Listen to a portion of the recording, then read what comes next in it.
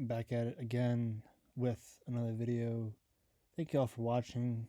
I greatly appreciate it.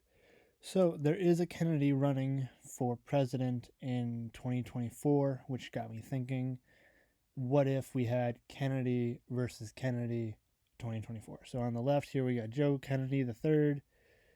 He was a member of the House of Representatives, ran for Senate against Ed Markey, losing the primary. Senator Kennedy from Louisiana on the right here. So we got Kennedy versus Kennedy 2024. So let's kind of go through how that might play out. All right, we'll go through the solidly blue states first. Hawaii, Minnesota, Illinois, Maryland, Delaware, Jersey, New York, and much of New England, plus DC. So those are the solidly blue states. Solidly red states, we got much of the plains. We got Utah, Alaska, Oklahoma, Nebraska, Missouri, Arkansas, much of the South, Indiana, West Virginia, South Carolina. Oh, I forgot to mark those. Okay, there we go. So, Kennedy versus Kennedy, how would this election play out? Well, if we look at how Kennedys have done on the ballot on the Democratic side, they did a very, John F. Kennedy did very well in the New England Mid-Atlantic area when he ran in 1960.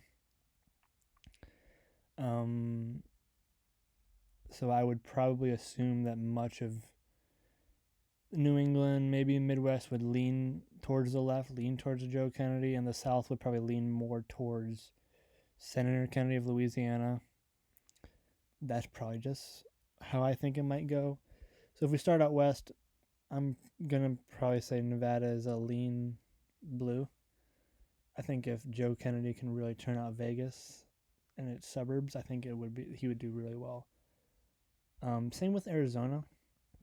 If he could really turn out the vote in Maricopa County, which is Phoenix, Mesa, Scottsdale, and then also Tucson down here, I think he could do really well. Texas, I think much of the South would go towards Senator Kennedy of Louisiana.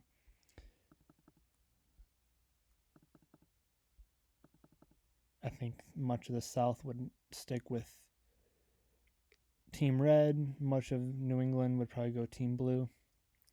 So let's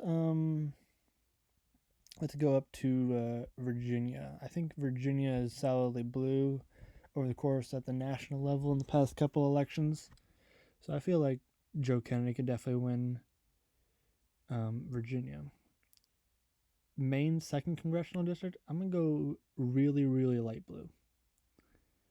Same thing with New Hampshire, light blue. I think Joe Kennedy III does really well up in the New England, Northeast, Mid-Atlantic area.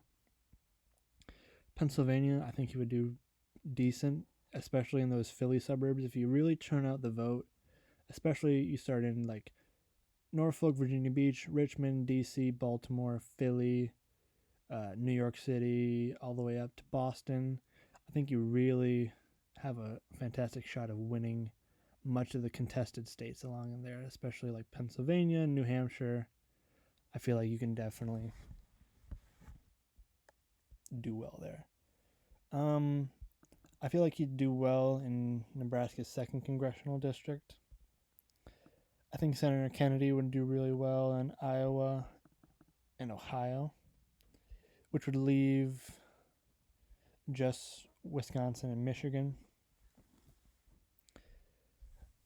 I think Wisconsin is one of those states that can go honestly either way, so it can definitely go lean red or lean blue. Like, it's just one of those states that's really become contested over the past election cycle or two.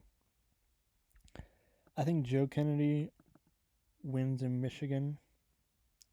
I think he really turns out the vote in Detroit, especially this line of cities from Grand Rapids, Lansing, Flint, all the way over to the Detroit suburbs, I feel like he'd do well.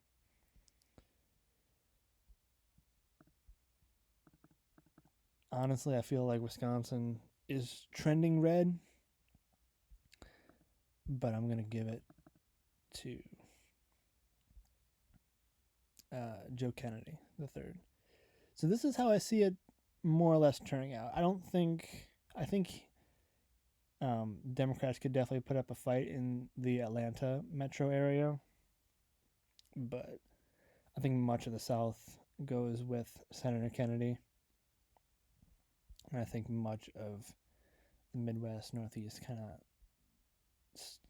rides out and sticks it out with Joe Kennedy. Kennedy 2024. There's a Kennedy running, so I thought I'd make a video about it. That'd be kind of cool, honestly. A Kennedy 2024. So I'll see you on the next video. Deuces.